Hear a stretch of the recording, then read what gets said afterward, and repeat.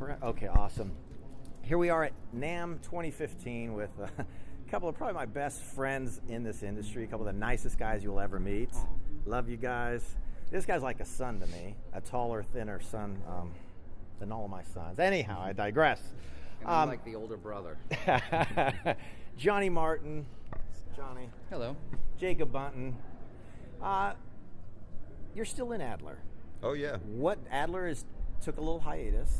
Mm-hmm. Yes. And update us. Yeah, Adler took a little hiatus. The band never broke up. We were all really close friends. We all are very close friends. Steven, as everybody knows, we had a tour booked, and he had to cancel it to go deal with his health, because that's the most important thing, is him being healthy. But we're happy to say, as of I think 2 weeks ago, he's 1 year sober. So we all took some time off. Johnny here went and toured the world with Motley Crue, played Madison Square Garden. And the Hollywood Bowl. And the Hollywood Bowl. It doesn't suck. Yeah.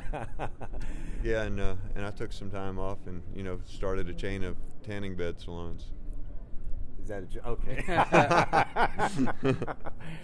Physician, heal thyself. Okay. Yeah. So, and you've always maintained your status and your role in Lineham. Yes. Okay. And now, Lonnie is Lonnie a member of Lineham? Yeah, Lonnie's a member of Lineham, and he joined right when the Adler thing fell apart, and yeah. Actually, Johnny would have been in the band too, but we had two bass players we were rotating between at the time. Yeah, that's still on call. Yeah, he's still on call. See, he knows the entire catalog. Yeah. He's on call. So, Johnny, you joined the Raskins during this hiatus. Right.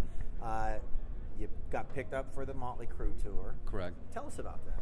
Well, actually, it was pretty much around the time that the Adler tours got canceled. I got called to do this, and I was just going to do it on the side anyways. We were doing shows like once a month, and then at the beginning of last year, they did their own little run of shows. I went out with them, and Troy Patrick Farrell was playing drums with them. Okay. That's who brought me into the project. Then we did the 2 weeks of shows, and it felt really good. Then they went out with Scott Weiland for a few weeks, and then I did that run. And then, of course, I wasn't going to turn down doing the Motley Crue Alice Cooper tour. Right. Because I'm a huge fan of Alice Cooper ever since I was about 5 years old. Can you, how'd the Weiland tour go? Everything was on schedule. So, I mean, that's a good thing. Yeah. That's a good thing. Yeah. There's nobody, very few people better than him when he's on. And he was on. Great. It was, and I know the guys in the band that he plays with, and they're all great guys, and it was just a good hang. Okay. So, you didn't just tour the world in a van. No. You toured the world on a Motley Crue tour. Obviously, you have your own bus. Correct. Yeah, the Raskins actually own their own bus. It's wrapped. Okay. So the Raskins all over it. Right on, man. Yeah. And so, did you have much interaction with Alice or Motley? With Alice almost every day. Definitely his band. Okay. Motley, they were on 4 separate tour buses, so they hardly even saw each other. Okay. But there was no drama. Right. I mean, you'd walk by him, everybody was really nice. I had dinner with Nicky a couple times. He's a sweetheart. Mm-hmm. And just kind of said hi to the other guys, but no real hang time. Right. And nobody cooler than Alice Cooper. Oh, no, Alice is the best. Alice is the best. I mean, I've got stories, but I don't know if we have time. I mean, he's just one of the coolest people. He pulled a prank on us. Uh-huh. I'll tell the quick synopsis, okay? Love it. He has a skeleton, and his name is Hector Spector, and he had it around everywhere. Well, we borrowed Hector for some shots and to have on our bus and put up on Instagram and Twitter and everything else. One day he went missing, and he was in our care, and it belongs to Alice. We were freaking out. Oh, my gosh. And we didn't know what was up, and then Alice's assistant was calling us saying, hey, we need Hector for a photo shoot in 3 hours, and we couldn't find him. So we thought something was up, but it just seemed, it just like they really need this, so we didn't know if it was fake or what. As far as we knew, he was missing. Uh-huh. Well, it just so happens, Alice wants to talk to you. And then we went into his room, and there was Hector in Alice's clothes, actually. And there's photos on the Facebook page or whatever. But, we literally thought that we lost something that Alice Cooper owned, and we were shitting. Right. But it's just stuff like, he's just a really cool guy. A few of the guys went to the movies with him on the tour. Mm-hmm. Dinners and stuff, hanging out, just a normal dude, I met him in '92 at the Foundations Forum, And I used to tell people all the time after, Wayne's World had come out, I said, when you see him in Wayne's World, that's him.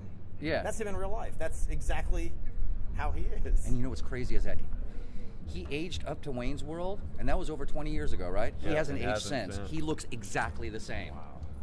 So let's hear about the new Adler project, the new Adler album. I understand you got one track done? Yeah, no, that's all it is. Went back in the studio and did one song, and just kind of taking baby steps right now. When is that available? We don't know that either. Just literally everything's baby steps at the moment. Okay. Is it finished, or you mastering or mixing? The song is finished, but it's got to get mixed and mastered. And but I don't know if we're planning on doing just that song, or doing an EP, or doing a record, or doing whatever.